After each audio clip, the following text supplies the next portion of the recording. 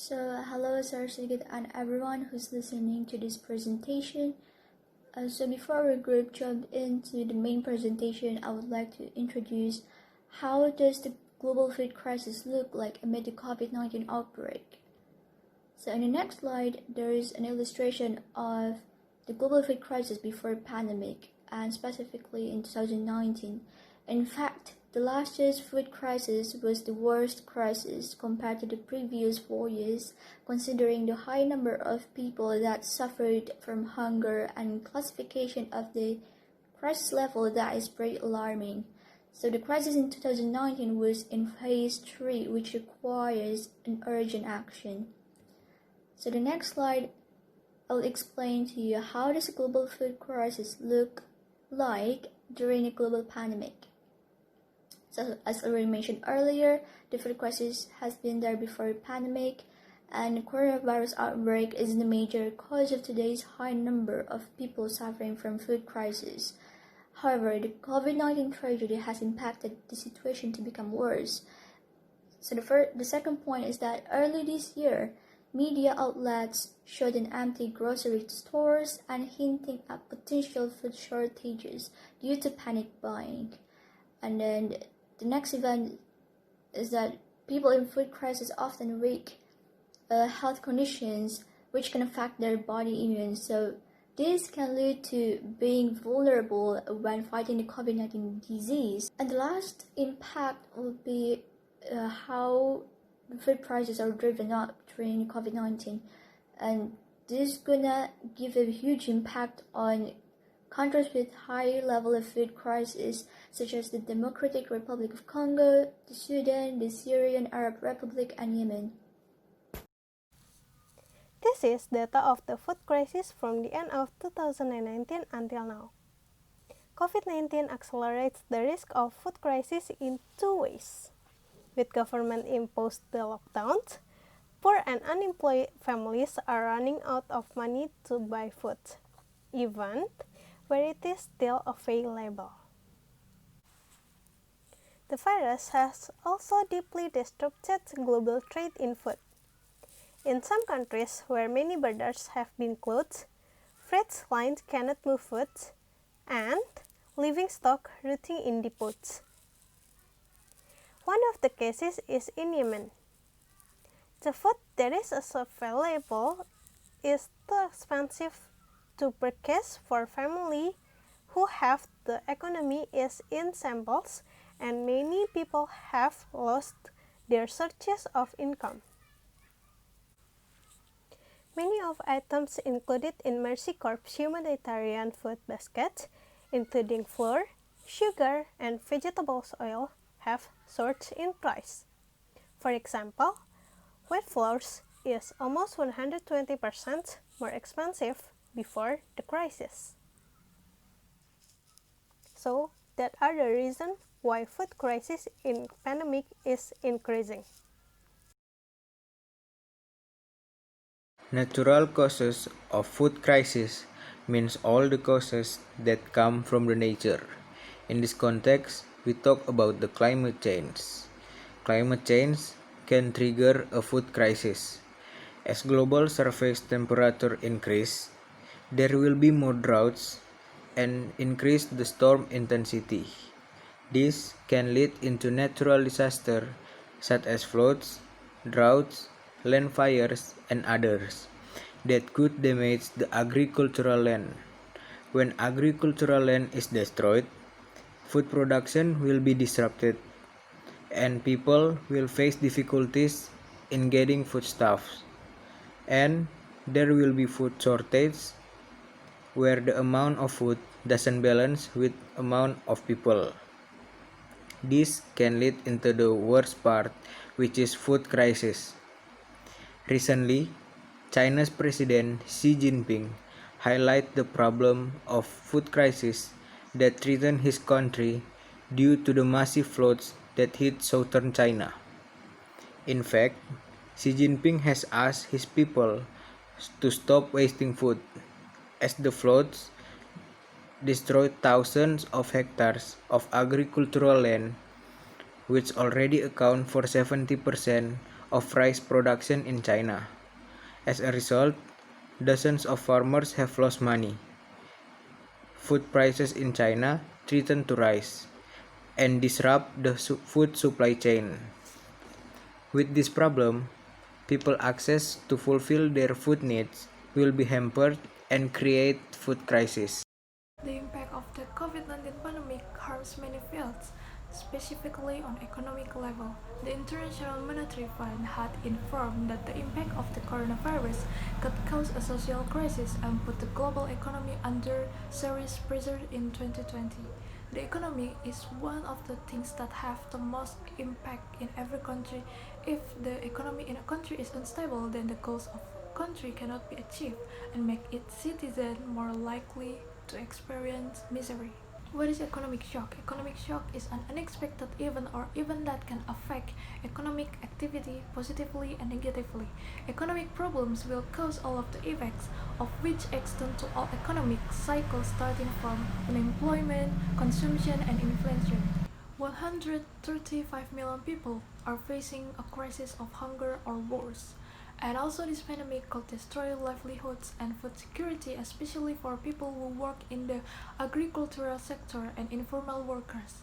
The United Nations has also warned that the world will face the risk of widespread hunger due to COVID-19 pandemic, and these 10 countries are considered to be most at risk after experiencing their worst food crisis last year. As said by the World Food Programme, countries that impose a lockdown cause a loss of income among the working poor. As this pandemic progressed, exacerbated the previous food shortage situation. And Indonesia is one of the countries affected by economic shock. As can be seen in the first picture, economic growth in early 2020 has improved quite a bit. However, entering the second quadrant, the economic rate will decline drastically. Overall, the economic growth in 2020 is estimated to reach 2.3% and will increase even higher in 2021. As I explained earlier, several problem factors that make the economy in Indonesia unstable or current economic shocks include lockdown, retail and manufacturing shock, supply chain shock, currency shock, market shock, belief shock, and the last one is personal debt shock. The major causes of food crisis during this global pandemic is lockdown. Why? Because lockdown policy prohibit workplaces to operate, so that the workplace has no income. Therefore, they will reduce expenses by reducing employees with layoffs. And a lot of workplaces lay off their employees, which it will lead to mass unemployment. And families affected by this are mostly unable to fulfill their daily needs, which leads them into poverty. The lockdown also causes food factories to not operate fully, and it will disrupt the production and distribution of food to the market, which result in scarcity of food. But at the same time, the food needs are higher. So when the food demand are higher, while the availability of food is less, it will cause an increase in food price.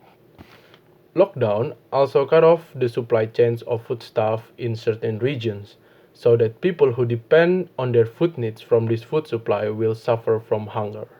An increase in food price will also increase the poverty rate. And based on the Global Issues ebook, poverty is the main factor of hunger. Therefore, poor families will facing a large-scale food shortage. Likewise, for people who depend on food supplies, they will facing a large scale in food shortage. And if this happen in the long term, it will exacerbate the global food crisis. Next, from Oxfam and CSIS research and the World Bank statement, we could say that COVID-19 really affected and exacerbated the global food crisis. And probably the number of people that died due to hunger can be higher than people died due to COVID-19.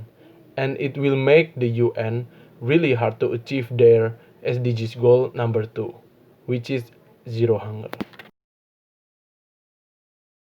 Alright, so to conclude this group presentation, the crisis related to food has been there way before COVID-19. Millions of people from around the globe are struggling to feed themselves and their families. In fact, COVID-19 is only making things even worse. Some of the factors that contribute to food crisis include natural disasters because it's coming straight from the nature and we contribute to it, for example, climate change. Then we have economic crisis where economic shocks are happening often and it's affecting the food industry. Then we have COVID-19, which is a very big problem and everyone is struggling to afford food for themselves. Next slide, please. Now we are going to discuss how to solve this problem. There are 5 ways. The first one is to improve food distribution. According to the UN, we have enough food for everyone. However, because of poor food distribution, 800 million people are struggling to get their own food, whereas 1.4 billion are struggling with obesity. Next up is sustainably increase production. To meet the high demand for food, we must develop ways to produce more food using less resources, which is good for the environment. Then we must support local food. Local food is very important because it empowers farmers and it links producers and the consumers together. Next up, we must protect the environment through policy and regulation. We can do this by supporting the farmers and provide appreciation by lessening their burdens because, well, they're the ones creating our foods, right? So we must make it easier for them. Finally, we must engage the public. None of this will work unless the people are willing to work together to solve this issue. Most importantly, we must engage young people on agriculture and food security. Now, my friend Marcel will discuss about this point more. Thank you. From our exposure above, there are several ways or steps that we can recommend to do, but previously, there were 2 parties involved in it. The first is society or people that act as producers and consumers, and then there were a government as the policymaker to regulate various regulations and policies in handling this food crisis. First, society as a producers and consumers must continue to conserve all existing foodstuffs and maintaining a good work ethic to continue produce a good food reserves. And then on the other hand, the government must also continue to provide pro-people policies that can help the community or the people in the society in the process of producing food reserves. So how can the 2 roles mentioned above be synchronous? There is 3 things that I can give in this recommendation. The first is coordination, and then the second one is synergy, and the third one is trust. By trusting each other, we will be able to synergize and coordinate to succeed each other roles. And then the public needs the government to ensure the realization of guarantees to continue maintain their performance. But the government also needs the public to prove the effectiveness of the policies they have made. By coordinating, synergizing, and trusting each other, we will be able to save Indonesia from this food crisis. Thank you.